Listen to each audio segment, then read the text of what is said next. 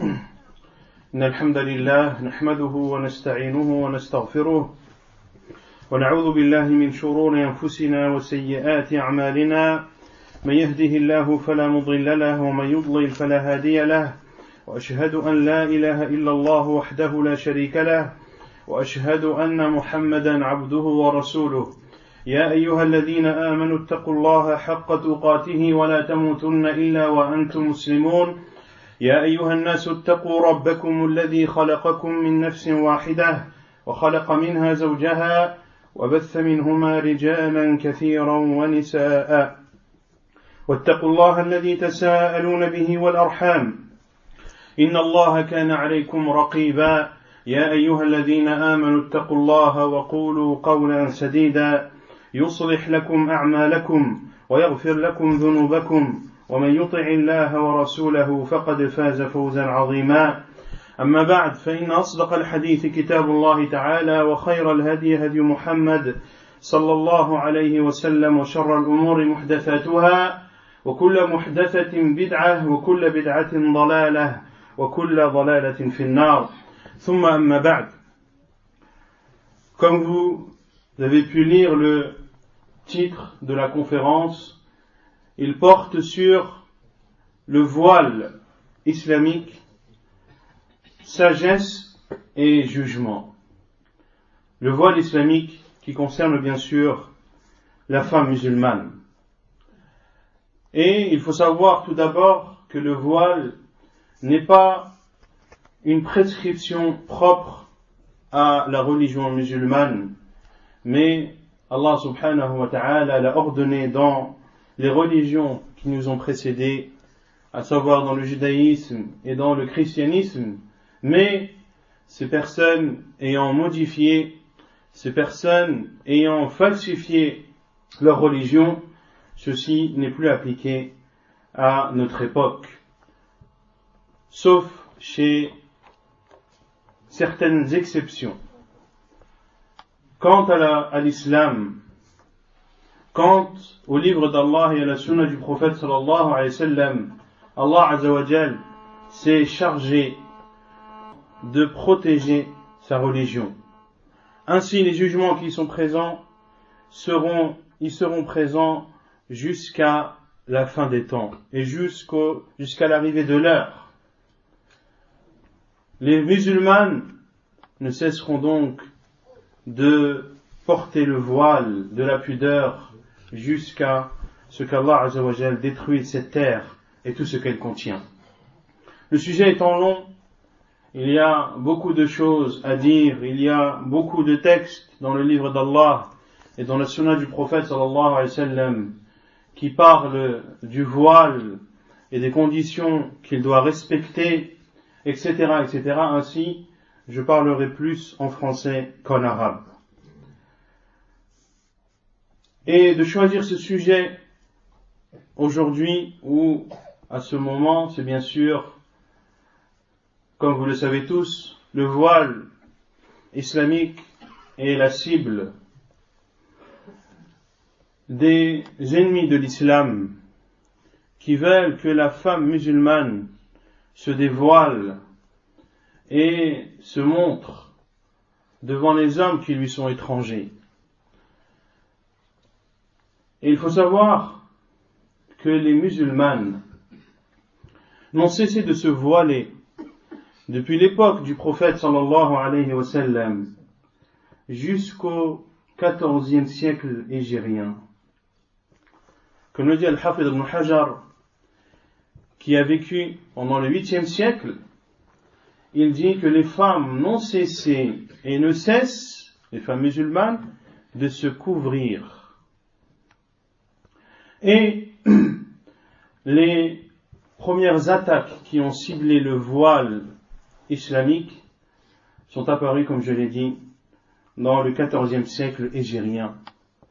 Et ces premières attaques sont apparues en Égypte, elles sont apparues en Turquie, elles sont apparues en Irak, elles sont apparues dans la région du Cham, puis ceci s'est propagé jusqu'à atteindre le Maghreb le Maroc, l'Algérie, la Tunisie, et ceci à travers le colonialisme. Le colonialisme qui a fait beaucoup de mal aux musulmans et qui avait pour but de détourner les musulmans de leur religion et des fondements de leur religion. Et les attaques n'ont cessé de s'accentuer jusqu'au jour où je vous parle. Le voile est considéré comme un moyen de rabaissement de la femme musulmane. Il est considéré par les ennemis de l'islam comme étant un moyen qui prive la femme musulmane de sa liberté. Ainsi, le musulman doit, à notre époque, et plus que jamais, s'armer de science pour pouvoir répondre à ces ambiguïtés, s'armer de science pour pouvoir faire front à toutes ces attaques et préserver sa religion et préserver cet emblème de l'islam qui est le voile, car les ennemis de l'islam, lorsqu'ils attaquent le voile, ils s'attaquent à la femme, car ils savent qu'en ayant la femme à leur disposition, ils savent que lorsque la femme sera à leur écoute et qu'elle leur prêtera oreille et qu'elle leur tendra la main, alors ils auront prise sur la femme musulmane, ils auront prise sur les enfants des musulmans, et ils auront prise par la suite sur les hommes, maris, pères et frères musulmans. Et combien on dit enlevez le voile des musulmanes et recouvrez-en le Coran. Deux choses qui sont ciblées, c'est le voile de la femme musulmane et le livre d'Allah subhanahu wa ta'ala. Pour cela que les attaques sont aussi ciblées sur le Coran, que c'est un livre qui appelle à la haine, que c'est un livre qui appelle à la guerre, que c'est un livre qui prive l'être humain de ses droits les plus fondamentaux. Et les écoles coraniques sont maintenant connotées comme des écoles dans lesquelles on apprend le terrorisme et dans lesquelles on apprend à manier les armes, des écoles qui ont pour fonction de laver le cerveau de ces enfants et de les préparer à être des guerriers sans aucune compassion. Il faut donc rester ferme et ne pas être tenté, et ne pas être influencé par ces attaques. Et plusieurs moyens sont à ta disposition, chers musulmans et musulmanes, et le plus bénéfique, c'est d'apprendre ta religion, de demander à Allah Azza wa Jal de te faire vivre musulman et de te faire mourir musulman. Le voile islamique, al-hijab, en arabe, signifie le fait de couvrir. C'est la définition linguistique. Quant à la définition religieuse, c'est un vêtement islamique qui recouvre la femme musulmane afin d'empêcher les hommes qui lui sont étrangers de voir son corps ou de voir sa beauté. Et le hijab est de deux sortes. La femme se couvre des hommes en utilisant deux moyens. Le premier, en restant chez elle. En restant chez elle, cela est considéré comme une forme de hijab pour la femme musulmane. Ainsi Allah Azza wa Jalla a exhorté les femmes musulmanes en leur disant « وَقَرْنَ فِي بُيُوتِكُنَّ » et restez dans vos maisons, car c'est un endroit qui vous protège, c'est un endroit dans lequel vous êtes éloigné et préservé du regard des hommes qui vous sont étrangers. Et le deuxième moyen pour la femme de se couvrir, c'est bien sûr de revêtir ce vêtement qui recouvre son corps. Et ce qui couvre le corps de la femme musulmane, il y a ce qu'on appelle al-jilbab et il y a ce qui est appelé al-khimar. Al-khimar, c'est cette étoffe, c'est ce tissu qui recouvre les cheveux de la femme, qui recouvre son cou, sa nuque et sa poitrine.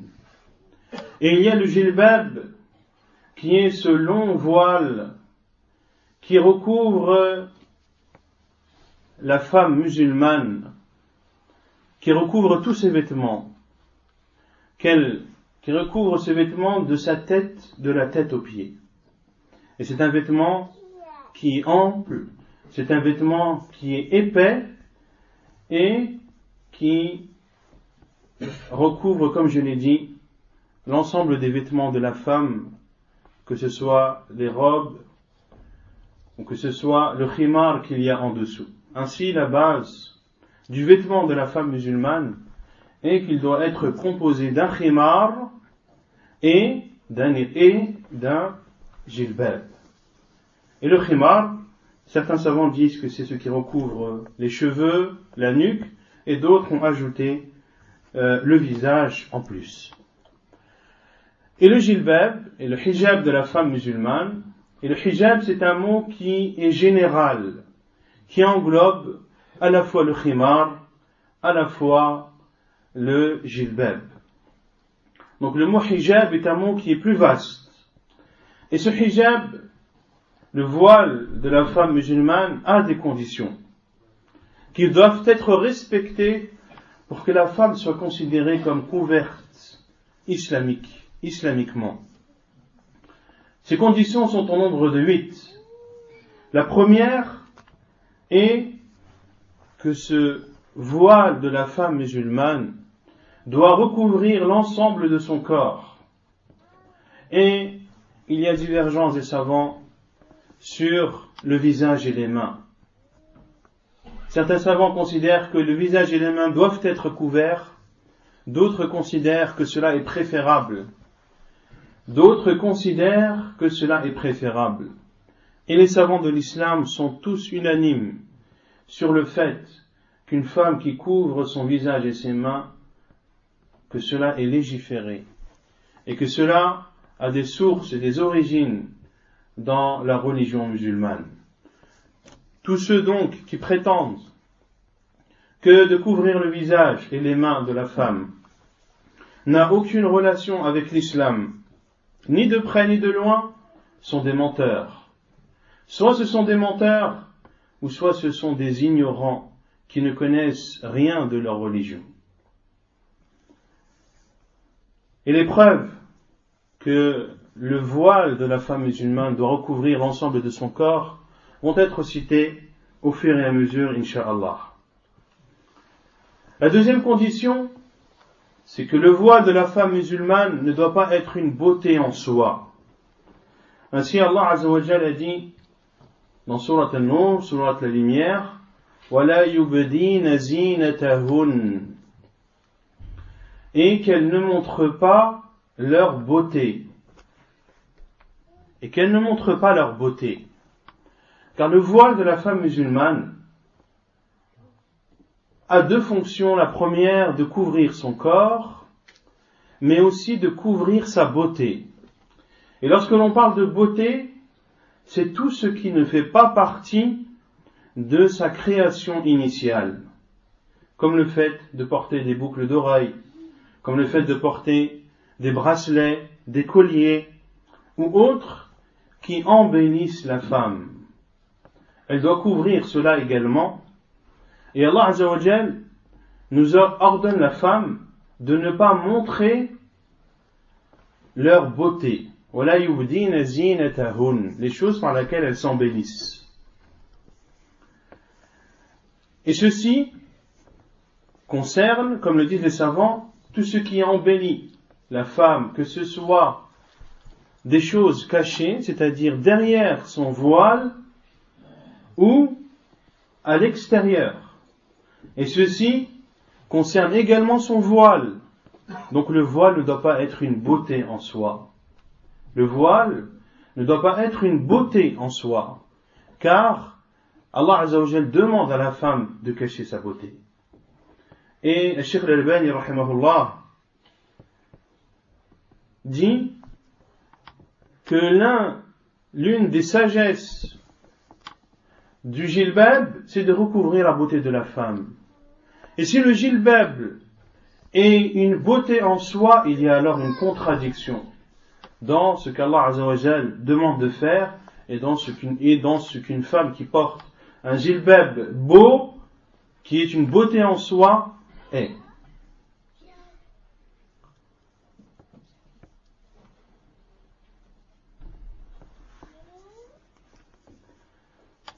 Et il y a la preuve également dans la sunna du prophète sallallahu alayhi wa sallam. La preuve, c'est un hadith authentique rapporté par l'imam Ahmad dans son musnad, dans lequel le prophète sallallahu alayhi wa sallam a dit 3 personnes ne demandent pas sur eux. C'est-à-dire, la tas'al anhum, ne pose même pas la question à leur sujet, tellement ce qu'ils font est grave. Tellement tout ce qu'ils font est grave. Et parmi ces 3 catégories de personnes, le prophète sallallahu alayhi wa sallam a cité Umra'atun ghaba anha zawjuha qad kafa'aha mu'nata ad-dunya fatabarrajat ba'dahu fala tas'al anhum. Fatabarrajat ba'dahu fala tas'al anhum. Et parmi ces 3 catégories, la femme, comme l'a dit le prophète sallallahu alayhi wa sallam, est une femme dont le mari s'est absenté et qui lui a laissé les provisions et de quoi subvenir à ses besoins et de quoi faire face aux besoins de cette vie d'ici-bas, et elle a montré sa beauté après lui. C'est-à-dire qu'elle est sortie et qu'elle s'est dévoilée et montré sa beauté. Et le professeur Hassan m'a dit Fala tas'al anhum, ne pose même pas la question à leur sujet. Le voile de la femme musulmane doit donc recouvrir l'ensemble de son corps, hormis les mains et le visage selon l'avis de certains savants. Deuxièmement, il ne doit pas être une beauté en soi. Troisièmement, il ne doit pas être transparent. Il ne doit pas être transparent. Car une chose transparente embellit ce qu'il y a en dessous. Pourquoi les femmes égarées, lorsqu'elles sortent, elles portent des collants qui sont transparents mais qui ont une couleur, dans le but d'embellir leurs jambes. Le fait donc de porter quelque chose qui est transparent et qui laisse apparaître la couleur de la peau, ceci est interdit en islam.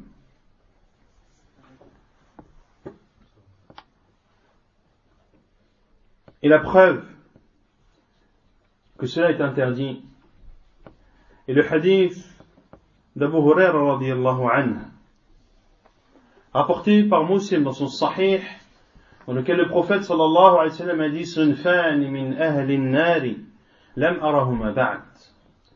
2 types de personnes ou de catégories de personnes faisant partie des gens de l'enfer que je n'ai pas encore vus.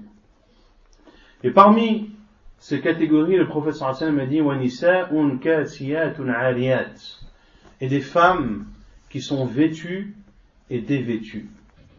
Et le prophète sallallahu alayhi wa sallam a dit par la suite la yadkhulna al-jannah wa la yajidna rihaha wa inna rihaha la yujadu min masirati kada wa kada.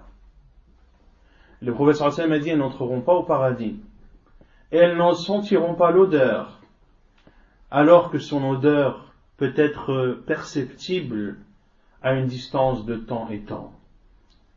Savoir que l'odeur du paradis peut être sentie à une distance lointaine de ce paradis. Celui donc qui n'entre pas au paradis et qui n'en sent même pas l'odeur est une personne, wal'iyadu billah, qui est éloignée et écartée du paradis.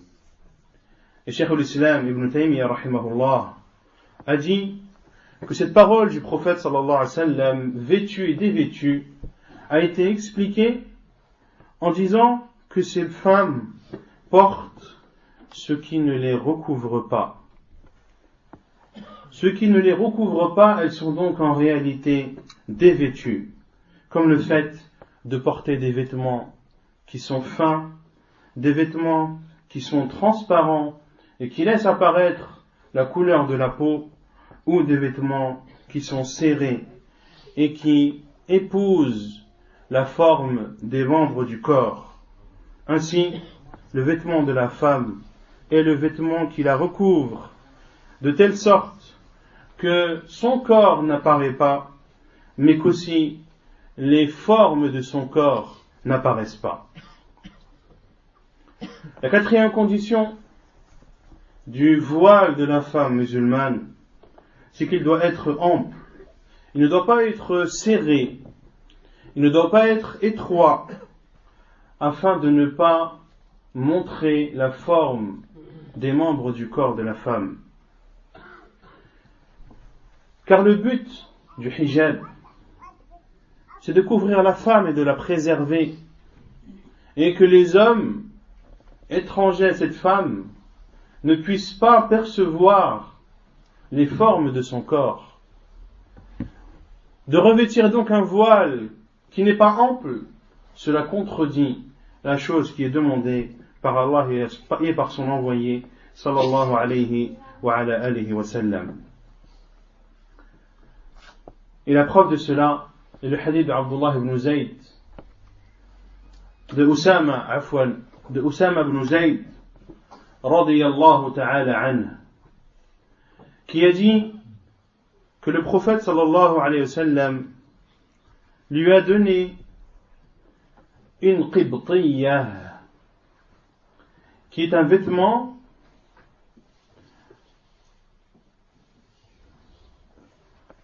de coton mais qui est léger.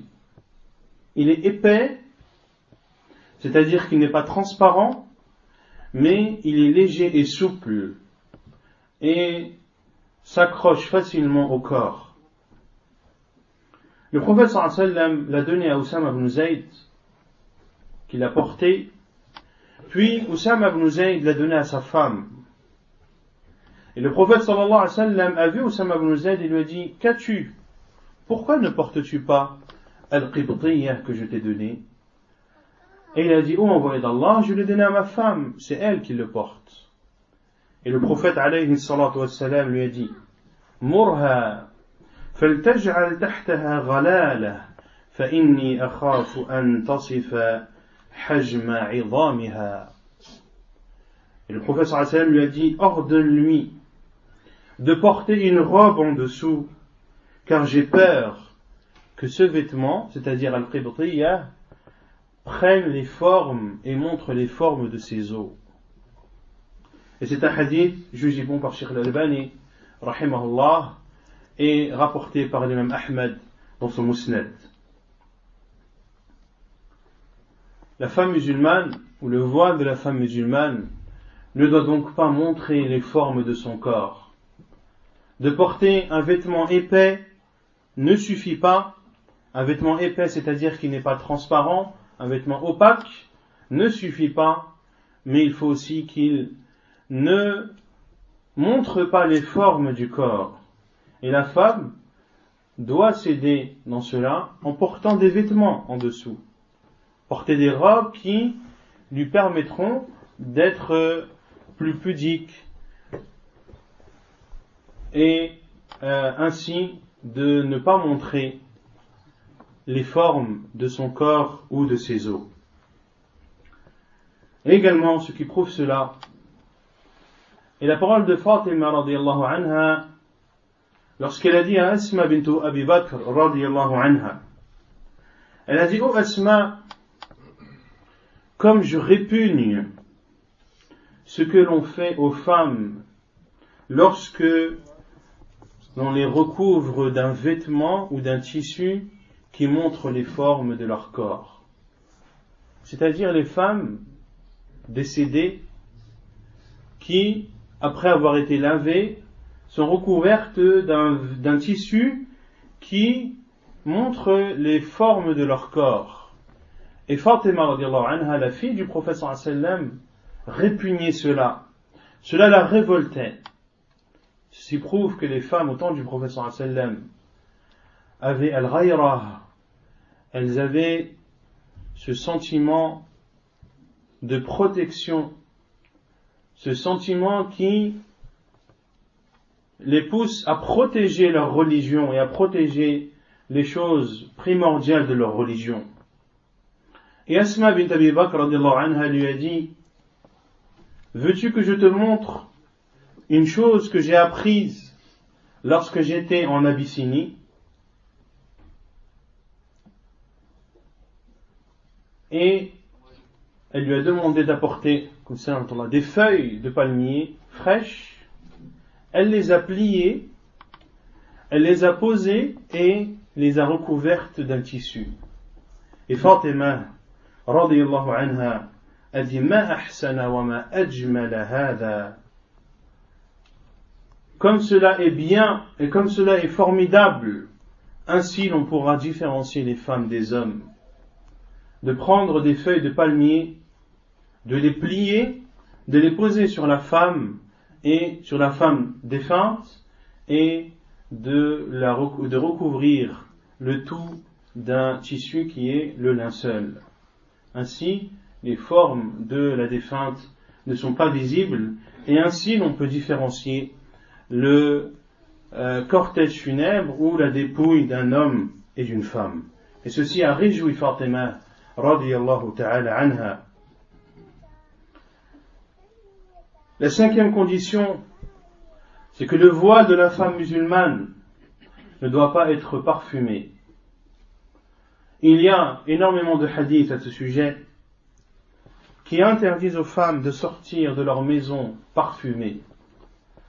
Parmi ces hadiths, le hadith d'Abu Moussa al-Ash'ari radiyallahu anhu, dans lequel le prophète sallallahu alayhi wa sallam a dit: toute femme qui se parfume et qui passe à proximité de gens afin qu'ils sentent son odeur, alors c'est une fornicatrice. Wal'iyadu billah.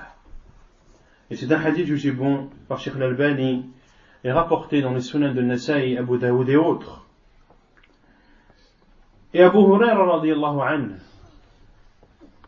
une femme est passée à proximité de lui, une femme qui laissait son parfum se diffuser. Et Abu Huraira radiyallahu anhu l'a interpellé et lui a dit: Ya amat al-Jabbar, ô esclave du Tout-Puissant, où vas-tu? Elle a répondu: je vais à la mosquée. Il lui a dit: Alahu ta'attat wa tatayyabt? Est-ce pour la mosquée que tu t'es parfumé? Elle a dit oui.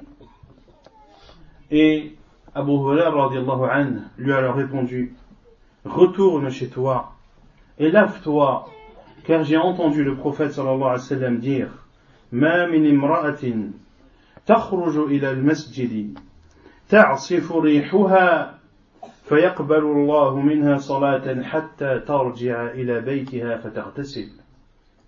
Retourne chez toi et lave-toi, car j'ai entendu le prophète sallallahu alayhi wa sallam dire: toute femme qui sort pour aller à la mosquée et qui laisse son parfum se diffuser, Allah azza wa jal n'acceptera pas de prière d'elle que lorsqu'elle retournera chez elle et qu'elle se sera lavée. Et c'est un hadith jugé bon par Cheikh al-Albani rahimahullah ta'ala. Cheikh al-Albani rahimahullah qui dit en guise de remarque sur ce hadith: si ceci est interdit pour une femme qui sort pour se rendre à la mosquée, que dire alors d'une femme qui se parfume pour sortir dans les magasins, dans les marchés et pour sortir dans la rue sans aucune raison qui l'y pousse? L'interdiction est encore plus grande. La sixième condition du voile de la femme musulmane, c'est qu'il ne doit pas ressembler aux vêtements de l'homme. L'islam interdit à l'homme d'imiter la femme et interdit à la femme d'imiter l'homme. L'islam interdit à l'homme de porter les vêtements de la femme et à la femme de porter les vêtements de l'homme. Celui qui fait cela encourt la malédiction d'Allah Azza wa Jal. Et la malédiction d'Allah Azza wa Jal, c'est l'éloignement de sa miséricorde. Selon Abdullah ibn Amr ibn al-As radiyallahu anhu, il dit: j'ai entendu le prophète sallallahu alayhi wa sallam dire: ne fait pas partie de nous l'homme qui ressemble à la femme et la femme qui ressemble à l'homme. Hadith rapporté par l'imam Ahmed dans son Musnad, et c'est un hadith jugé bon par Cheikh al-Albani rahimahullah.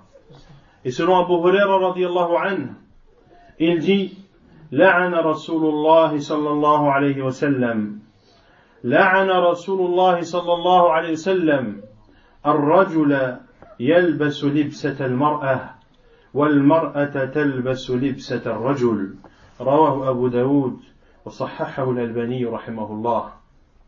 Et selon Abu Huraira radiyallahu anhu, le prophète sallallahu alayhi wa sallam a dit, où il dit, Abu Huraira radiyallahu anhu, que le prophète sallallahu alayhi wa sallam a maudit l'homme qui porte les vêtements de la femme et la femme qui porte les vêtements de l'homme.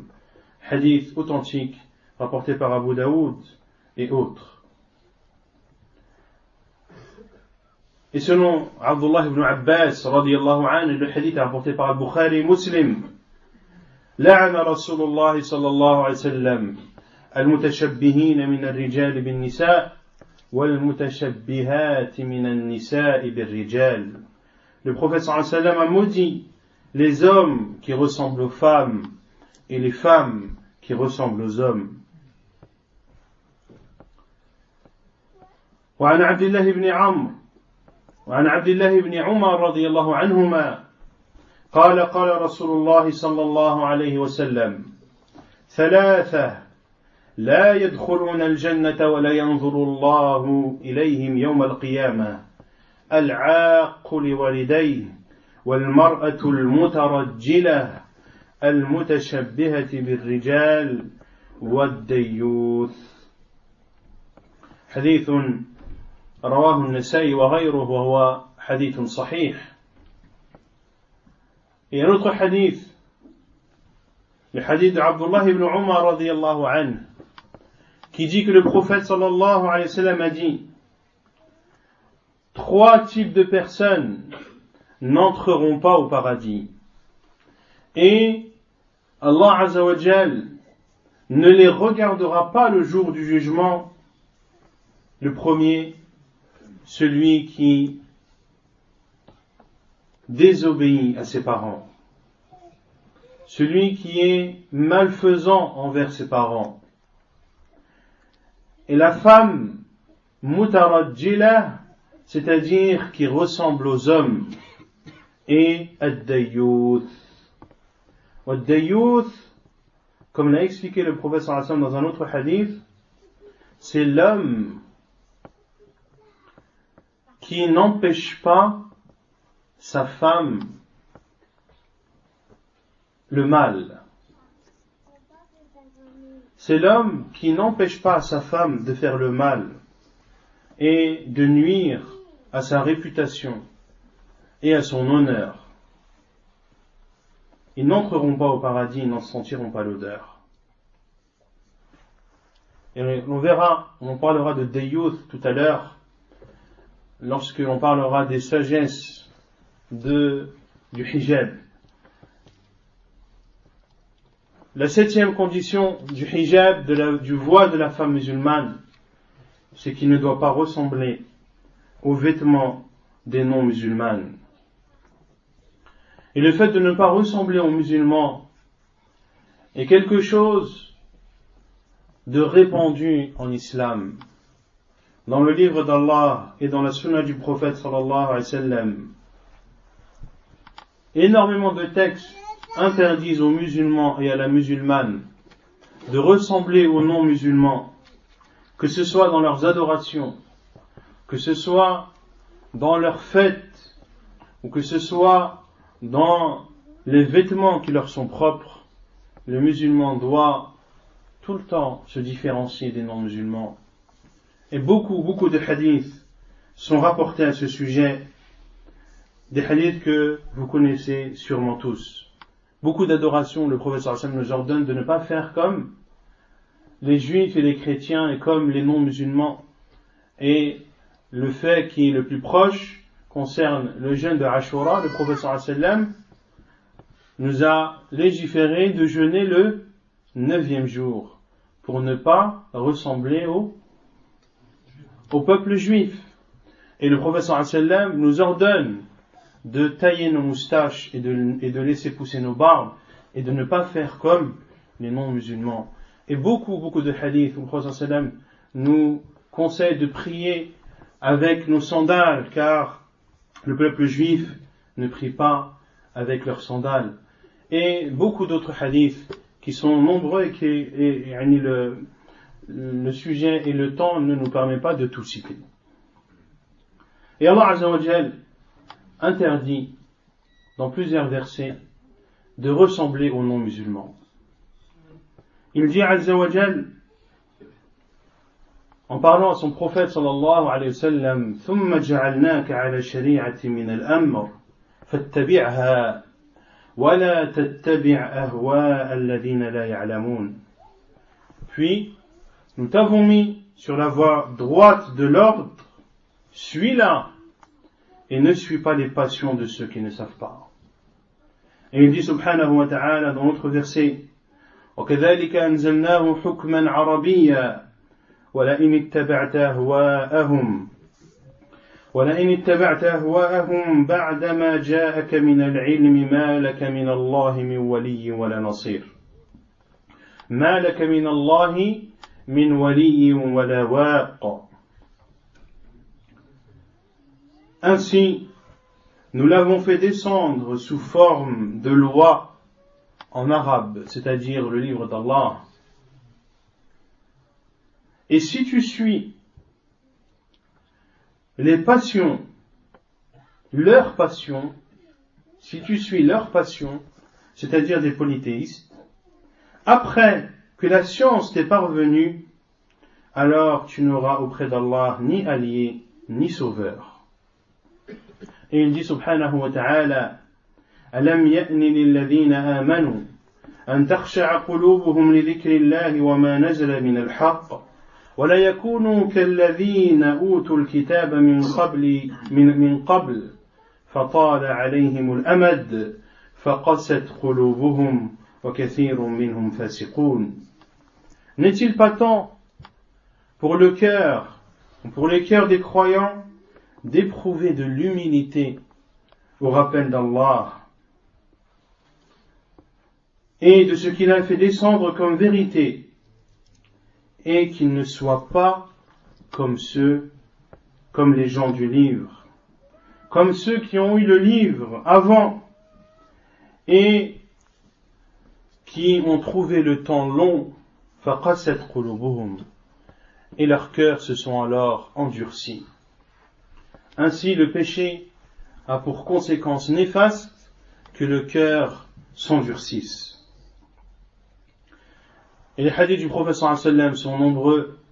Le hadith d'Abdullah ibn Umar radiyallahu anhu, dans lequel le prophète sallallahu alayhi wa sallam a dit à la fin de ce hadith, وَجُعِلَ الذُّلُّ وَالصَّغَارُ عَلَى مَنْ خَالَفَ أَمْرِي وَمَنْ تَشَبَّهَ بِقَوْمٍ فَهُوَ مِنْهُمْ. Et la bassesse et l'humilité est infligée à celui qui va à l'encontre de mes commandements et de mes ordres. Et celui qui ressemble à un peuple en fait partie. Et celui qui ressemble à un peuple en fait partie.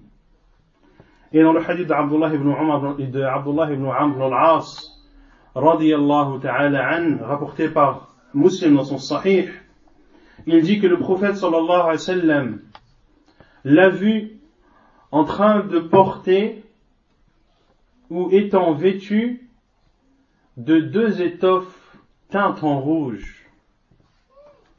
بثوبين معصفرين فقال النبي صلى الله عليه وسلم إن هذه من ثياب الكفار فلا تلبسها. Ceci fait partie des vêtements des non-musulmans, ne les porte pas. Et la 8e condition du voile de la femme musulmane, c'est que ce ne doit pas être un vêtement de shuhra. Qu'est-ce que la shuhra?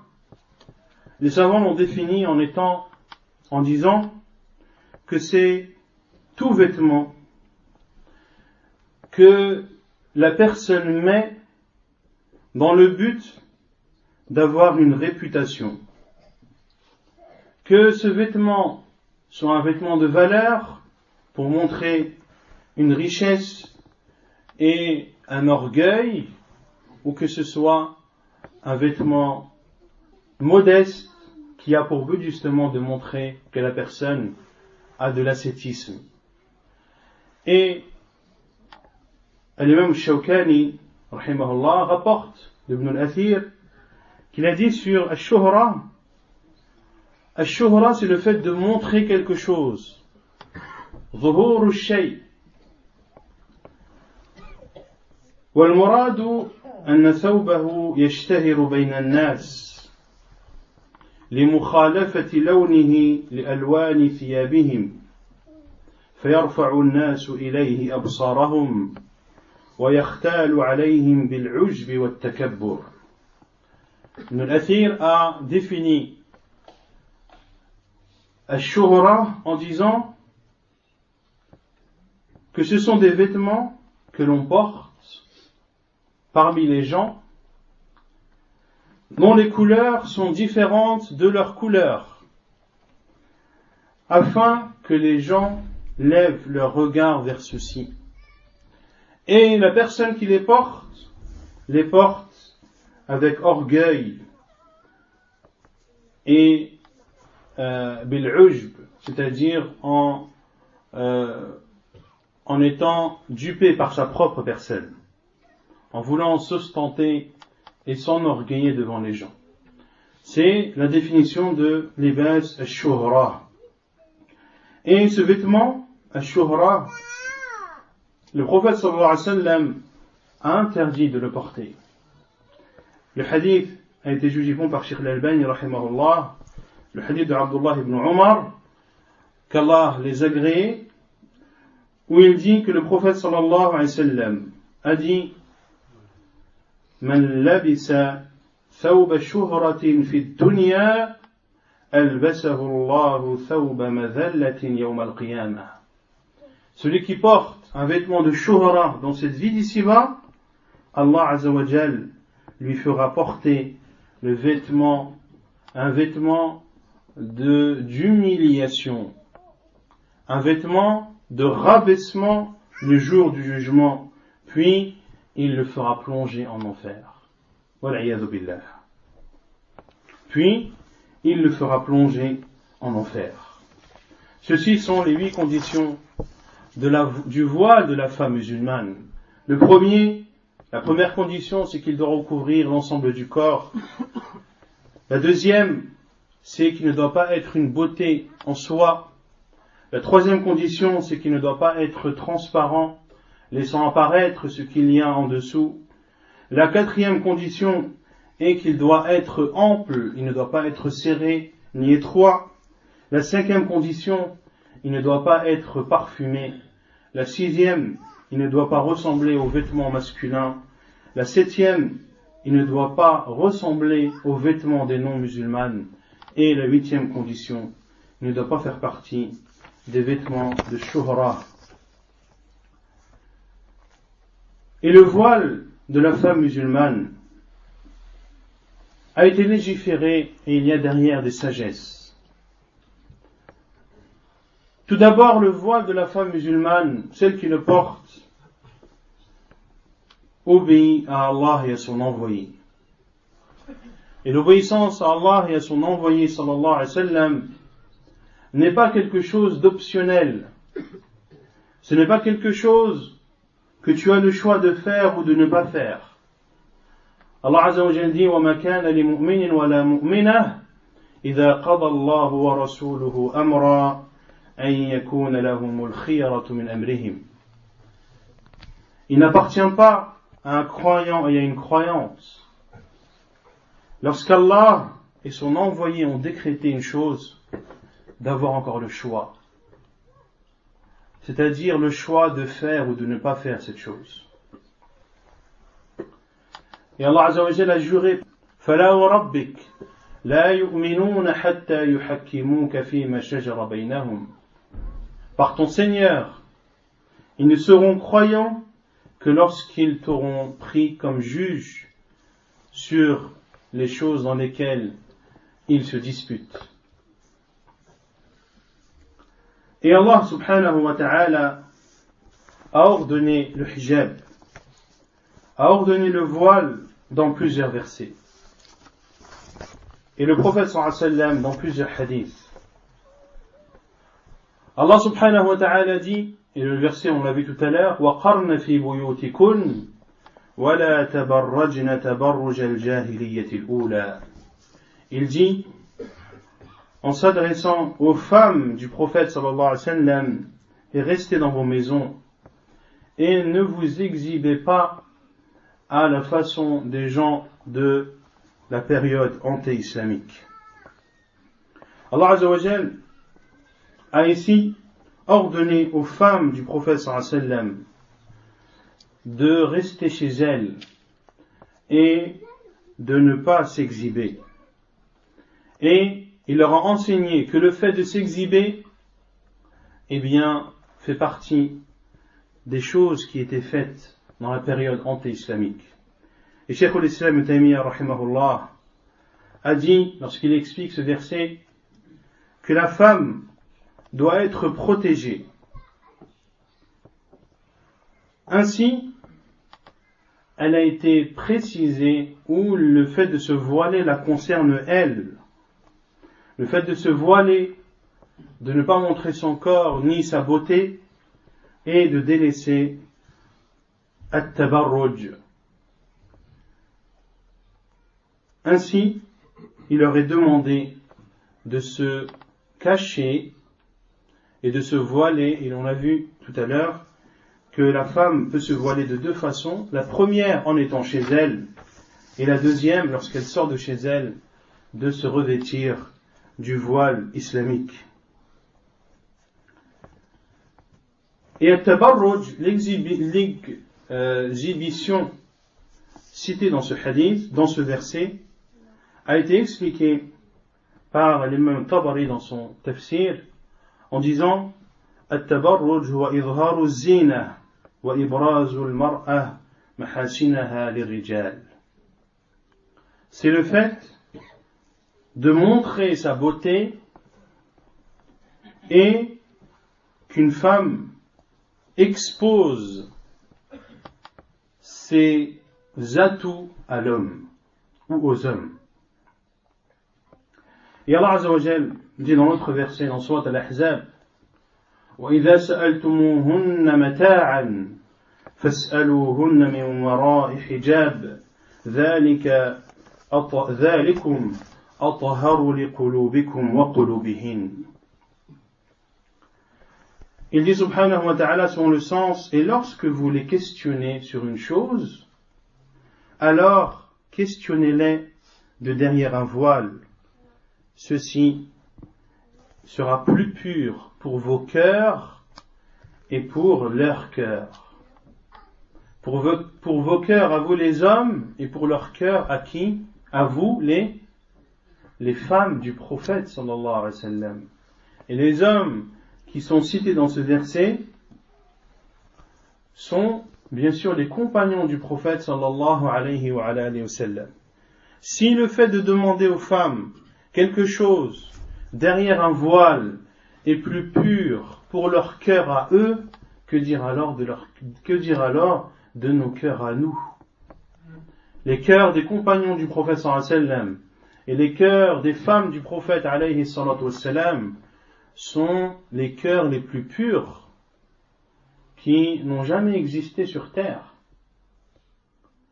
Les personnes, après le prophète sallallahu alayhi wa sallam, qui ont les cœurs les plus propres et les plus purs, ce sont ses compagnons radiyallahu anhum et ses femmes. Et ce verset a une cause qui a été rapportée dans le hadith authentique de Anas ibn Malik, rapporté par Al-Bukhari dans son Sahih. Omar radiyallahu anhu, Omar ibn al-Khattab, qui était connu pour sa ghayra,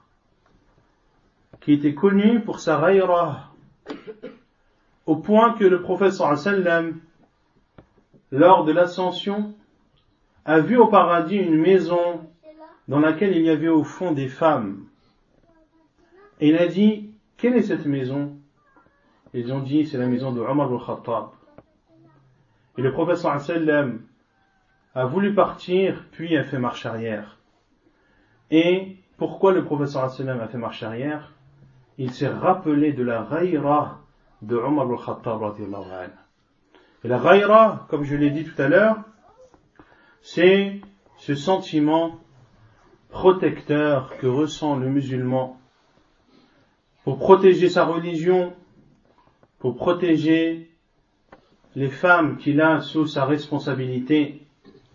Et lorsque les limites d'Allah sont transgressées, eh bien, ce sentiment bouillonne à l'intérieur de lui et le pousse à agir pour y mettre un terme.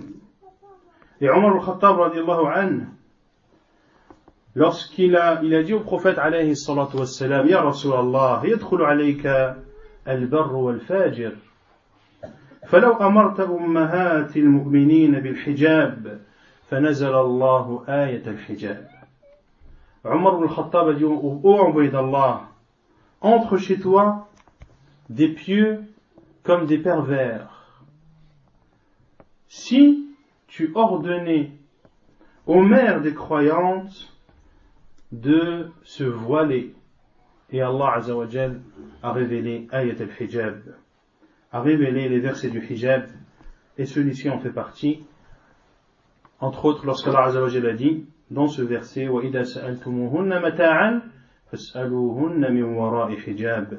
Et lorsque vous leur demandez une chose, demandez-leur derrière un voile.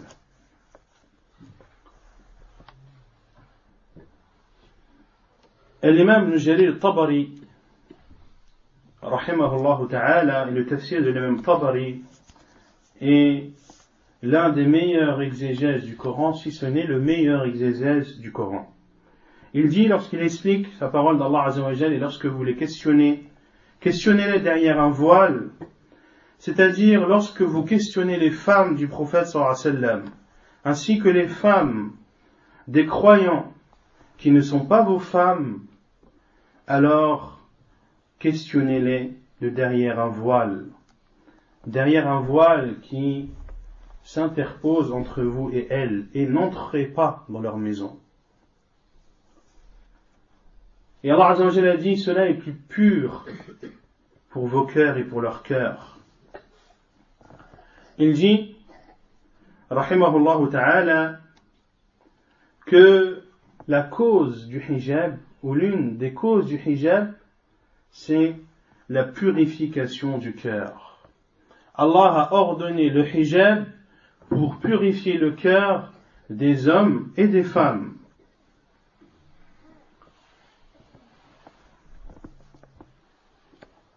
Et il dit que tant que la cause est là, le jugement est applicable. Tant que l'on aura besoin de purifier nos cœurs, eh bien le hijab sera obligatoire. Et comme nous avons sans cesse besoin de purifier nos cœurs, alors le hijab sera sans cesse obligatoire. Et il dit aussi que la purification du cœur a été demandée, comme on l'a vu tout à l'heure, aux compagnons du prophète sallallahu alayhi wa sallam et aux femmes du prophète alayhi salatu wa sallam, qui sont les cœurs les plus propres et ceux qui ont le plus craint Allah subhanahu wa ta'ala. Et également, dans ce verset, Allah azza wa jalla s'adresse aux femmes du prophète alayhi salatu wa sallam. Est-ce que ce jugement est propre à elles ou est-ce qu'il englobe l'ensemble des femmes musulmanes? La réponse a été donnée par l'imam Shinqiti rahimahullah lorsqu'il dit من الأدلة على حكم آية الحجاب من الأدلة على أن حكم آية الحجاب عام هو ما تقرر في الأصول من أن خطاب الواحد يعم حكمه جميع الأمة ولا يختص الحكم بذلك الواحد المخاطب. Ce qui a été ou ce qui est soutenu par les preuves dans le livre d'Allah et dans la sunna du prophète sallallahu alayhi wa sallam est que le hijab englobe est une obligation qui incombe à l'ensemble des femmes. Car dans les bases de la jurisprudence, il y a une règle qui stipule clairement que un jugement adressé à une personne, eh bien ce jugement incombe à l'ensemble de la communauté. Et que ce jugement ne concerne pas uniquement cette personne, sauf s'il y a une preuve qui vient spécifier que ce jugement est propre à lui. Et il cite un hadith authentique du prophète sallallahu alayhi wa sallam, apporté par Ahmed dans son Musnad, où le prophète sallallahu alayhi wa sallam a dit Inni la usafihu an-nisa wa ma qawli limra'atin wahida illa ka qawli li mi'ati imra'ah.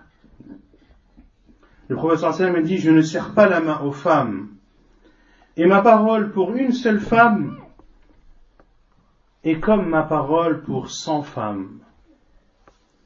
Ainsi le prophète sallallahu alayhi wa sallam, lorsqu'il s'adresse à une femme, s'il n'y a pas une preuve que cela concerne cette femme et que c'est une exception la concernant, alors le jugement englobe l'ensemble des femmes. Ainsi, ceux qui disent que le hijab, ce sont uniquement les femmes du prophète sallallahu alayhi wa sallam qui sont concernés par cet ordre, ne connaissent rien de la religion musulmane, ni de ses règles, ni des règles qui régissent le droit musulman, al-fiqh al-islami. Un autre verset où Allah Azza wa Jalla ordonne le voile, le verset 59 de Surat al-Ahzab. Ya ayyuhan nabi, qul li azwajika wa banatika wa nisa'il mu'minin يدنين عليهن من جلابيبهن ذلك أدنى أن يعرفن فلا يؤذين وكان الله غفورا رحيما. Ô prophète, dis à tes femmes, à tes filles et aux femmes des croyants de rabattre sur elles leur jilbab, ceci où elles en seront plus vite reconnues et éviteront d'être offensées. Et Allah est celui qui pardonne et qui est miséricordieux.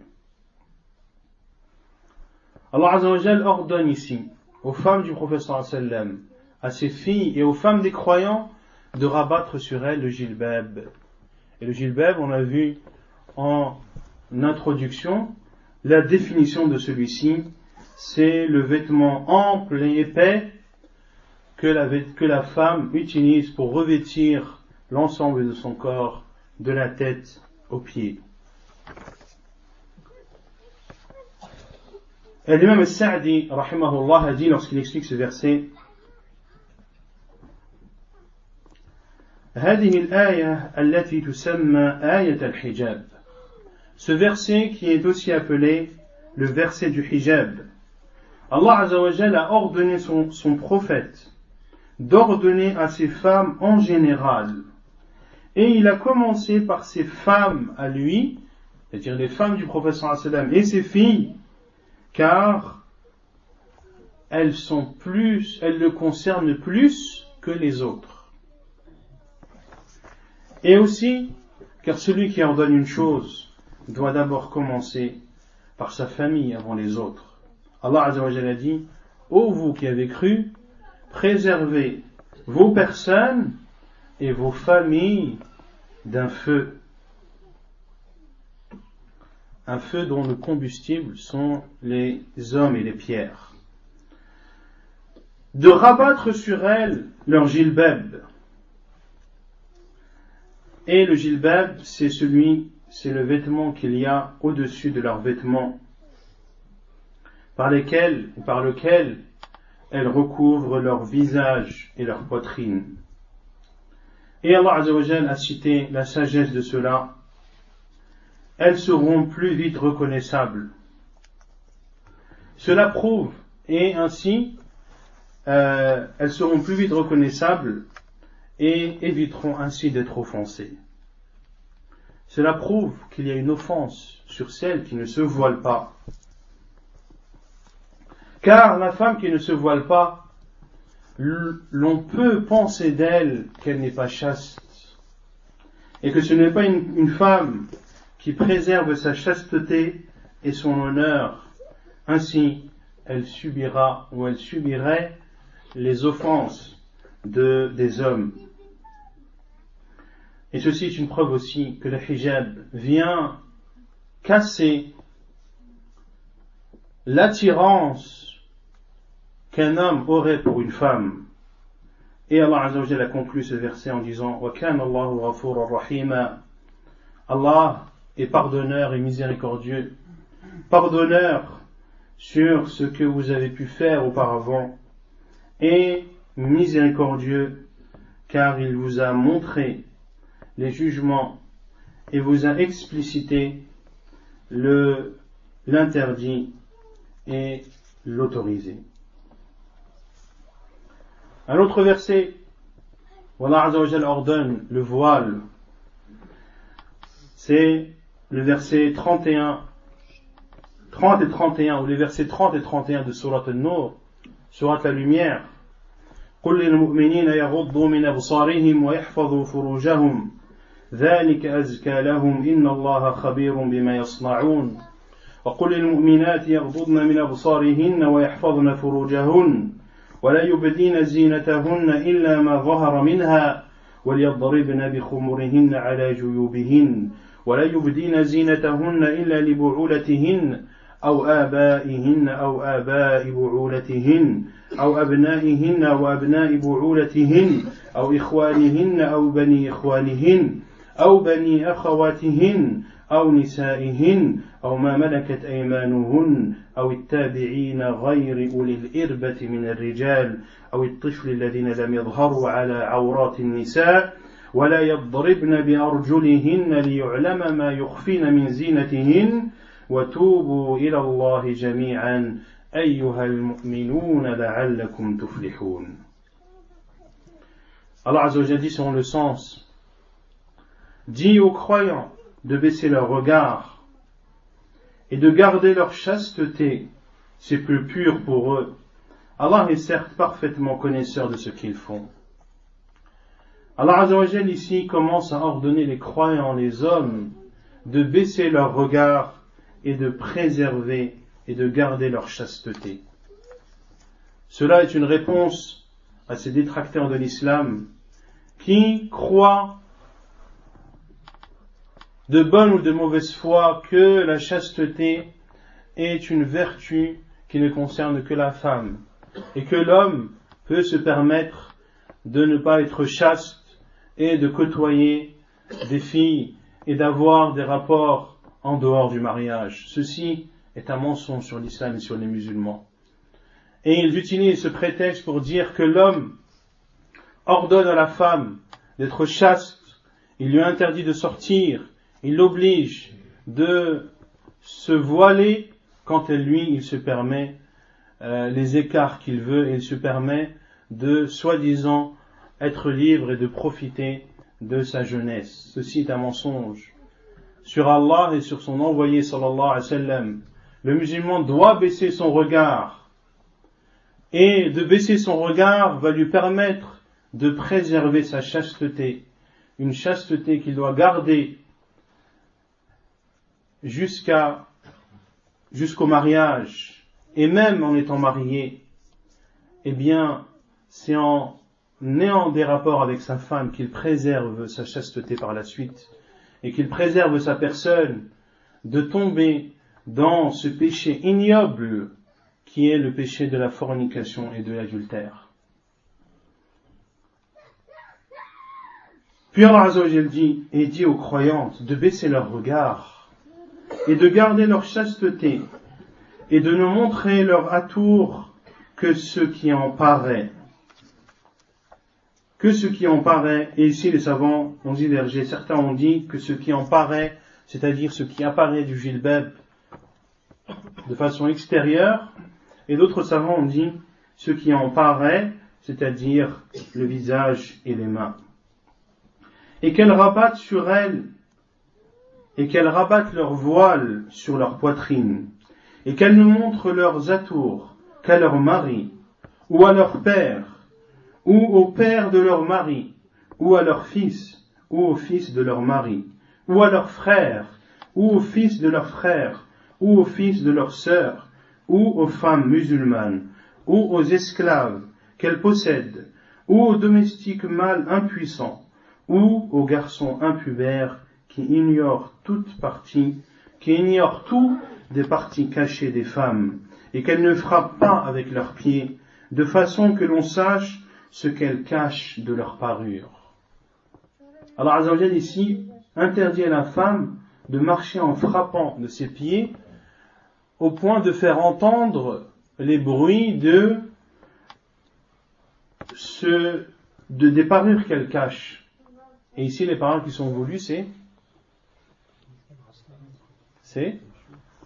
les bijoux, et plus particulièrement les bijoux qui sont utilisés ou qui sont mis autour de la cheville. Comment on appelle ça, non, mais en français, les gourmettes de cheville, c'est comme ça qu'on dit? Les bracelets de cheville. De ne pas entendre le bruit des parures qu'elle a sous son voile. Que dire alors de montrer la beauté en soi et de ne pas porter le voile et de ne pas se voiler? L'interdiction est plus grande. Et repentez-vous tous devant Allah. Et repentez-vous tous devant Allah, ô croyants, afin que vous récoltiez le succès. Ce verset,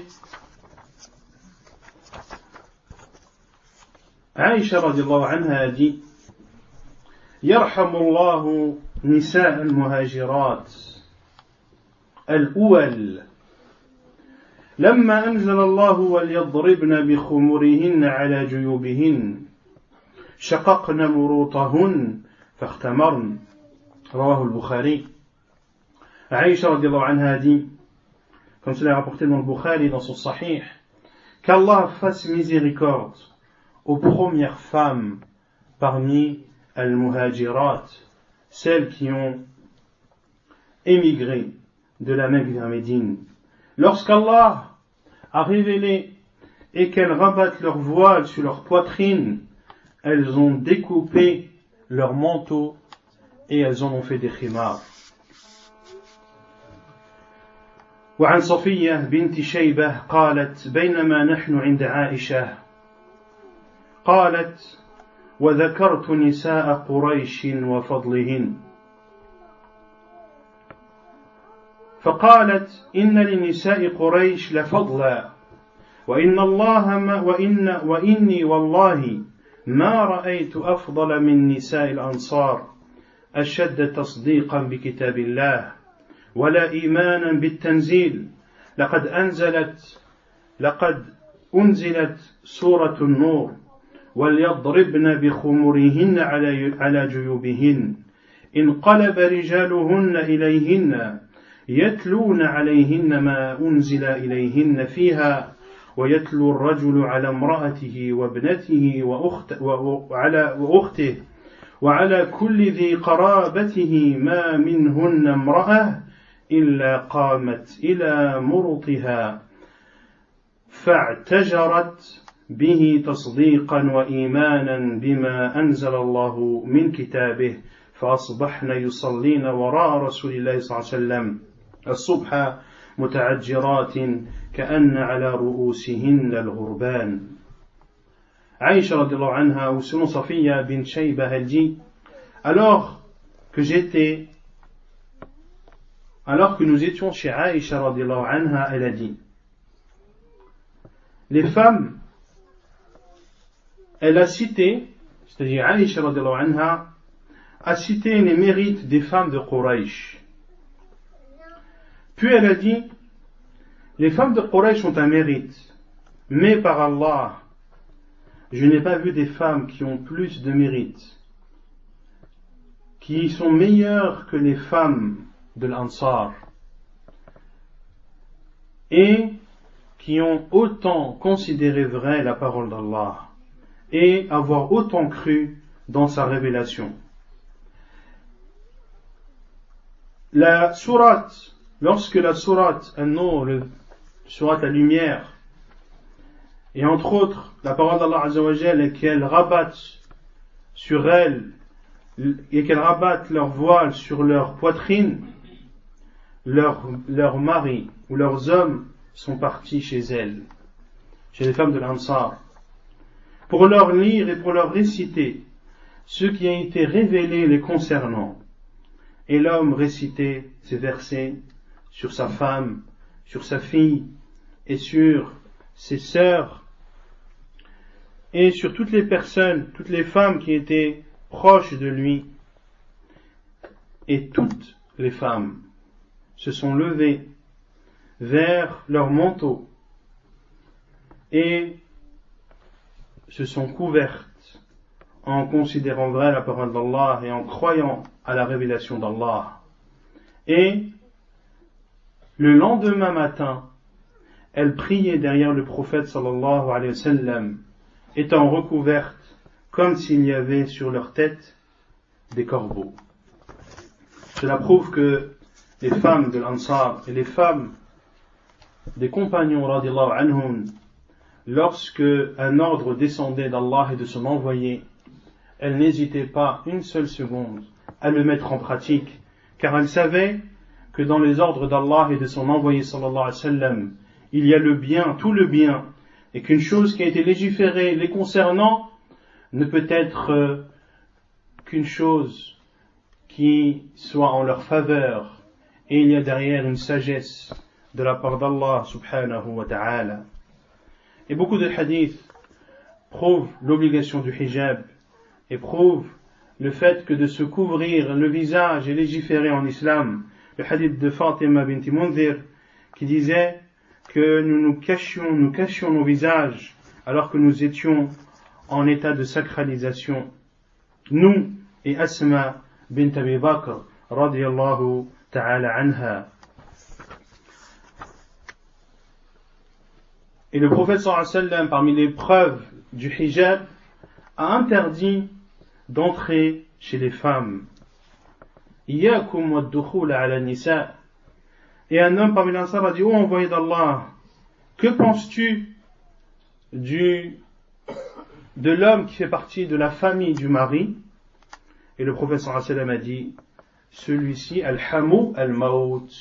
Et al-hamu, c'est le proche du mari, comme son frère, le fils de son frère, son oncle ou le fils de son oncle. Et l'imam al-Shanqiti rahimahullah a dit, le prophète sallallahu alayhi wa sallam lui a dit, al-hamu al-maut, il a appelé le fait qu'un homme de la famille du mari entre chez sa femme sans mahram, que cela est une mort. Et il n'y a aucun doute que cette expression fait partie des expressions qui sont les plus fortes pour mettre en garde contre quelque chose. Et le poète a dit, wal mautu a'zamu hadithin mimma yamurru ala al-jibillah. Et la mort est la plus énorme catastrophe dont puisse être victime la création.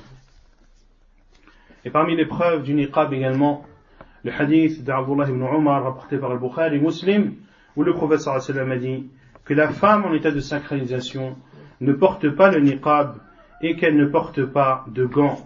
Cela prouve que la femme qui n'est pas en état de sacralisation, eh bien qu'il est légiféré de porter le niqab et de porter des gants. Et le niqab, c'est cette étoffe, ce tissu qui recouvre le visage de la femme en laissant apparaître ses deux yeux. Et selon Mu'atiyah, le prophète sallallahu alayhi wa sallam a ordonné que les femmes sortent le jour de l'Eid. Et c'est un hadith rapporté par Al-Bukhari et Muslim. Et elles ont dit, oh envoyé d'Allah, mais certaines d'entre nous n'ont pas de jilbab. Et le prophète sallallahu alayhi wa sallam a dit que sa sœur lui donne son jilbab. Que sa sœur lui donne son jilbab. Dans ce hadith, il y a deux choses. La première, c'est que la base chez la femme qui sort, c'est qu'elle porte le jilbab et qu'elle doit avoir en sa possession un jilbab qui lui permet de se couvrir des hommes.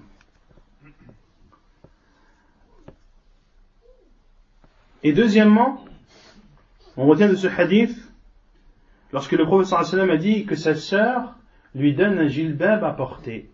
Cela veut dire, est une preuve claire, que même si la femme n'a pas de jilbab chez elle, elle ne doit pas sortir son jilbab, mais que l'une de ses sœurs ou de ses amis ou autres doit lui donner et mettre à sa disposition un jilbab qui lui permettra de se couvrir des hommes.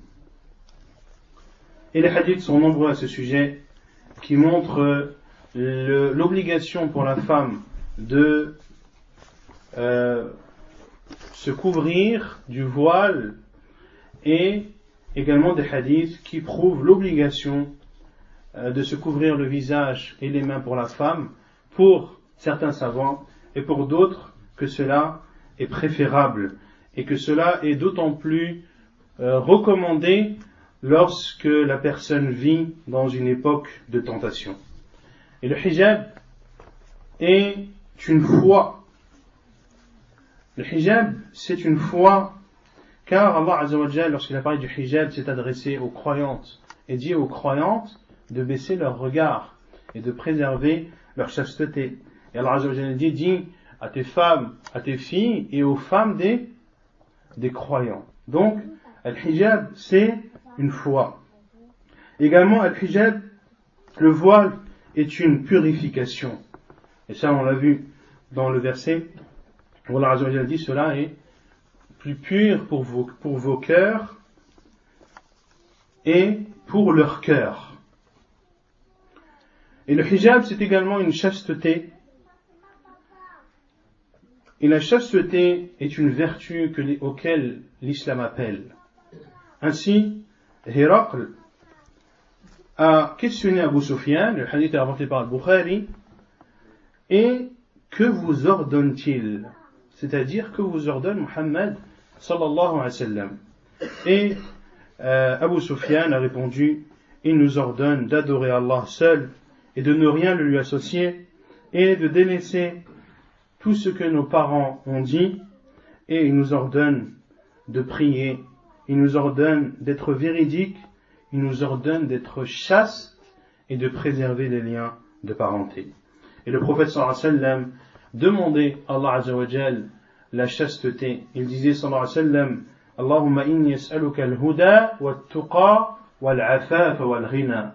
Ou Allah, je te demande la guidée, la piété, la chasteté et la richesse.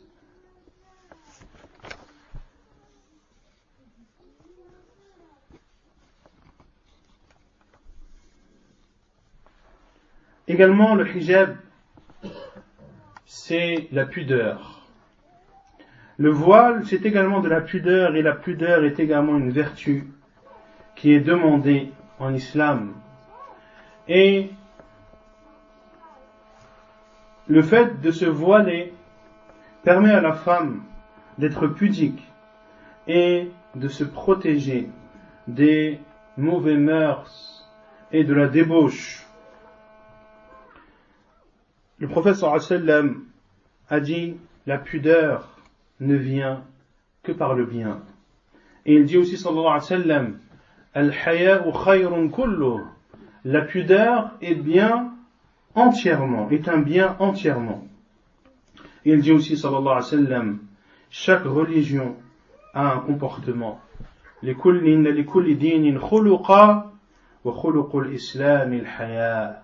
Chaque religion a un comportement et le comportement de l'islam, c'est la pudeur.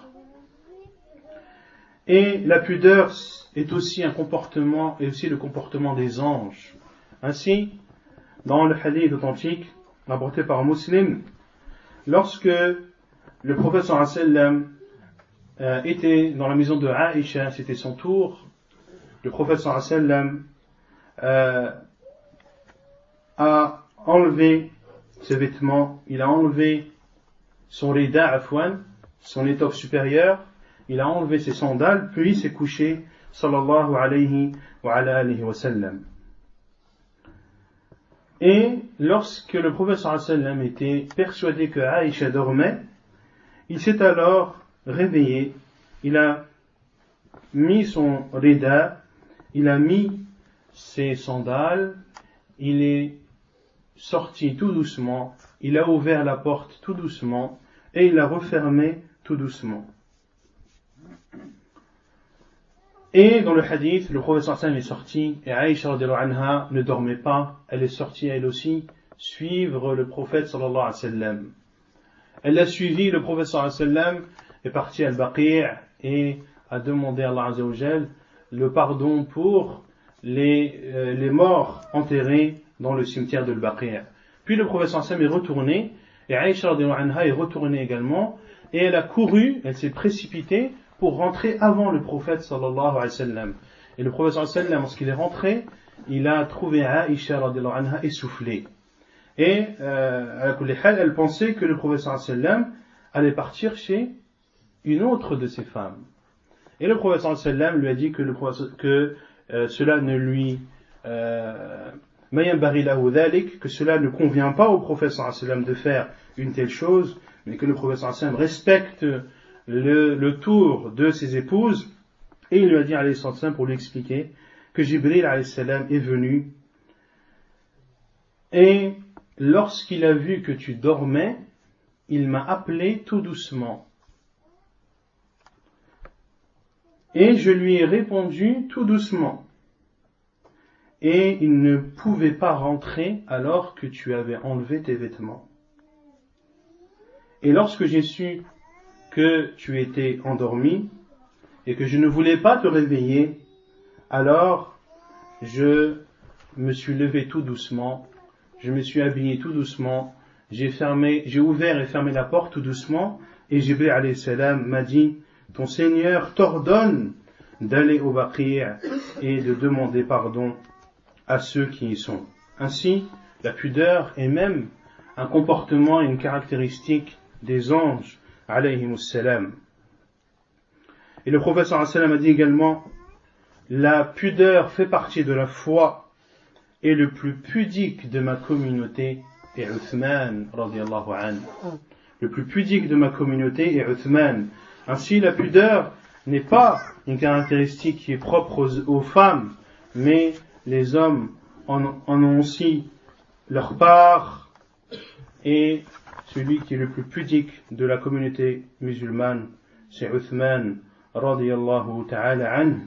Et le prophète sallallahu alayhi wa sallam a dit à Aïcha radiyallahu anha, ne dois-je pas avoir honte d'un homme?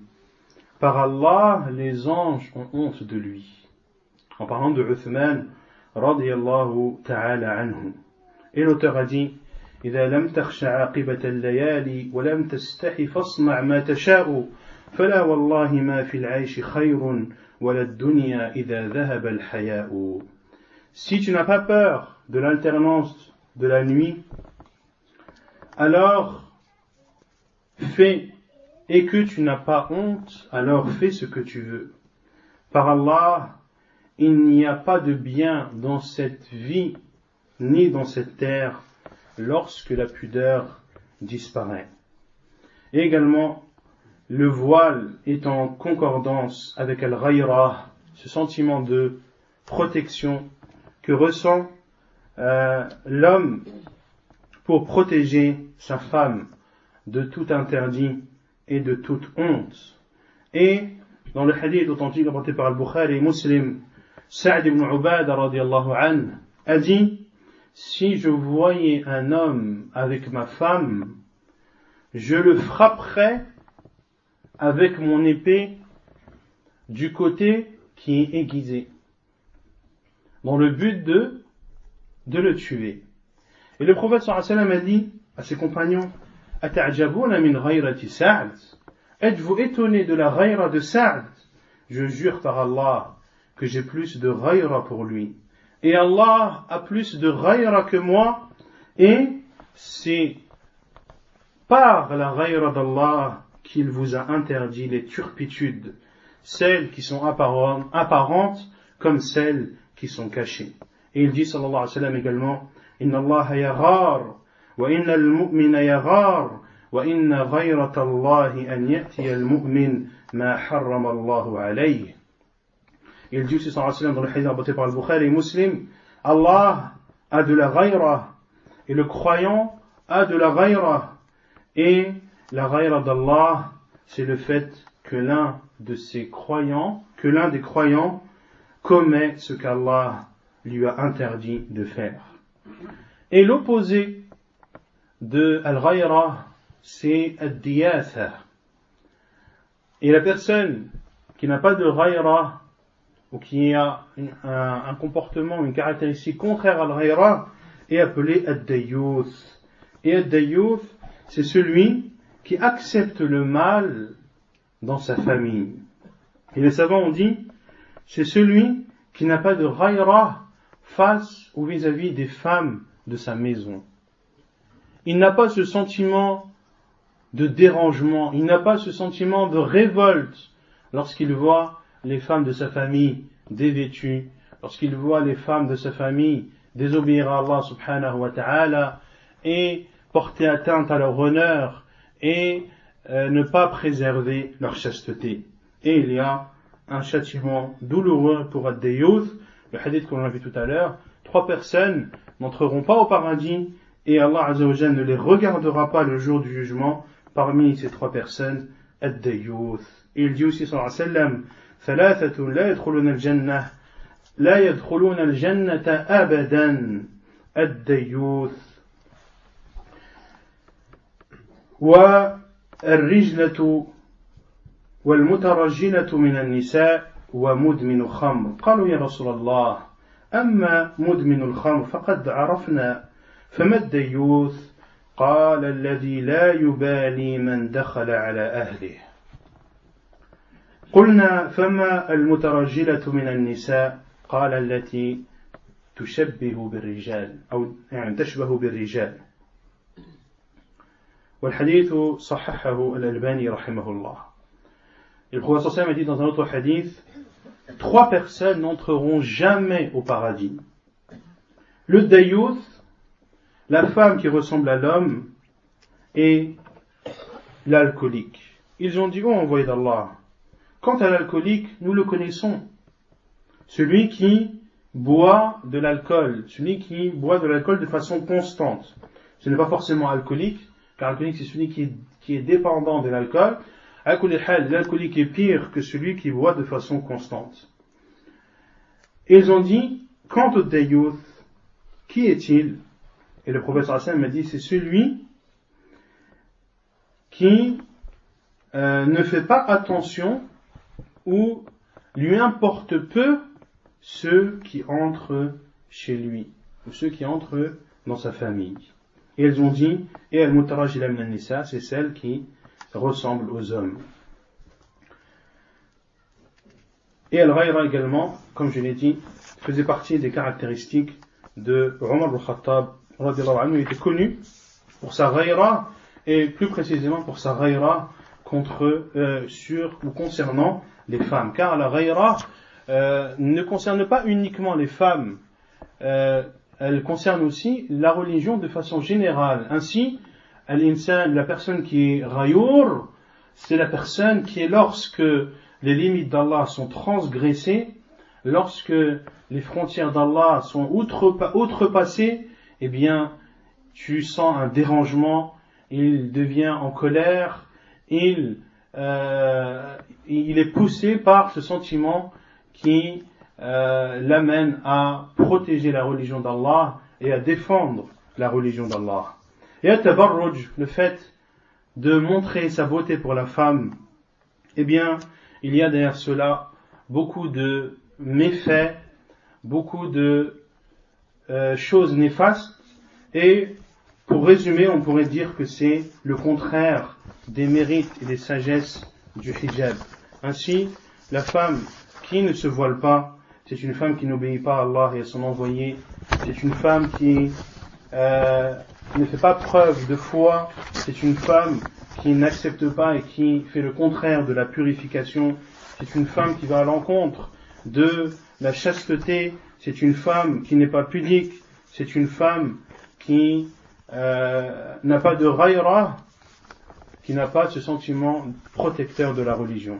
Et également parmi les effets néfastes de at-tabarruj, le fait qu'une femme ne se voile pas et montre sa beauté, c'est que ceci va faire en sorte qu'une certaine concurrence va apparaître entre ces femmes, et ça on le voit de façon explicite à notre époque, les femmes qui sont dévêtues et dévoilées, qui se font la concurrence, laquelle est la plus belle, laquelle est la plus maquillée, laquelle attire plus les hommes, et elles deviennent sans s'en rendre compte des objets de désir et des objets de plaisir.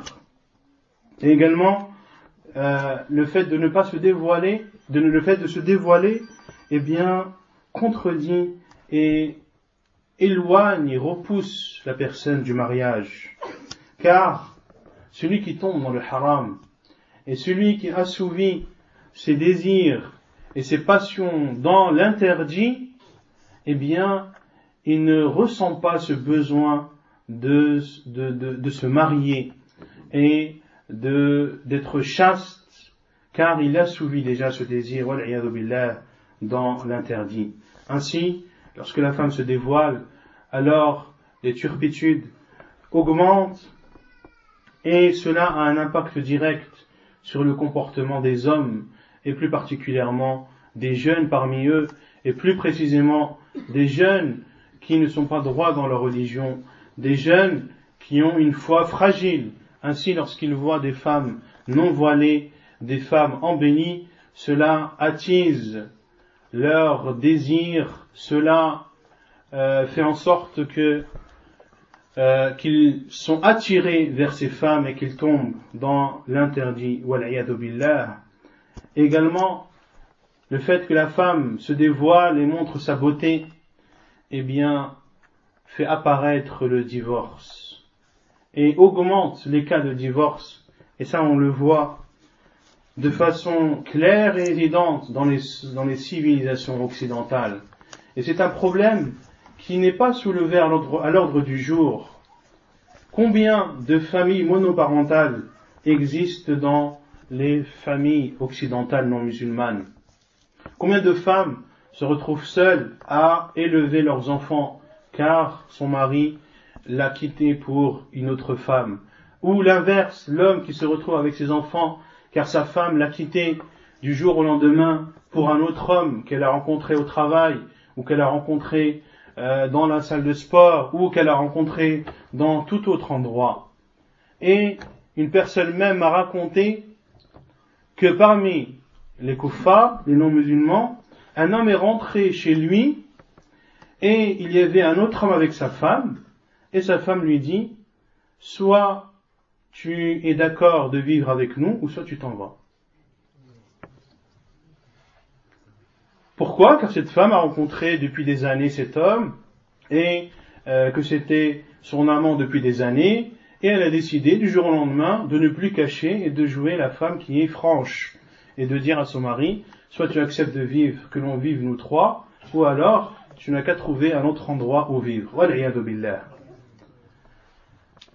Et ceci est voulu par les non-musulmans. Le fait que les non-musulmans et les ennemis de l'islam appellent la femme à se dévoiler, ils vont l'inciter ensuite à travailler, car c'est pour eux la liberté.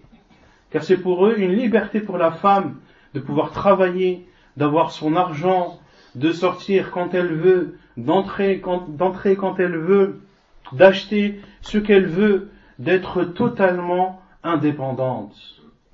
Ceci est l'un des buts, et le fait que la mixité apparaisse dans les sociétés occidentales, cela a fait exploser le nombre de divorces.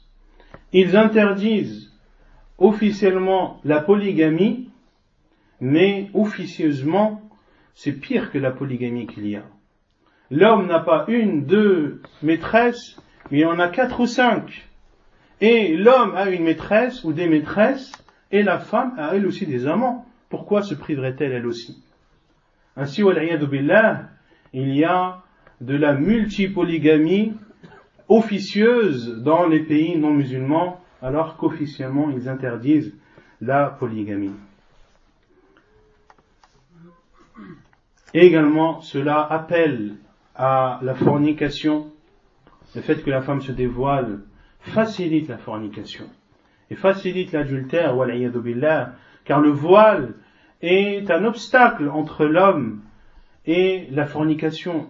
Lorsque tu vois une femme voilée en jilbab, tu as honte et tu n'oses même pas lui parler.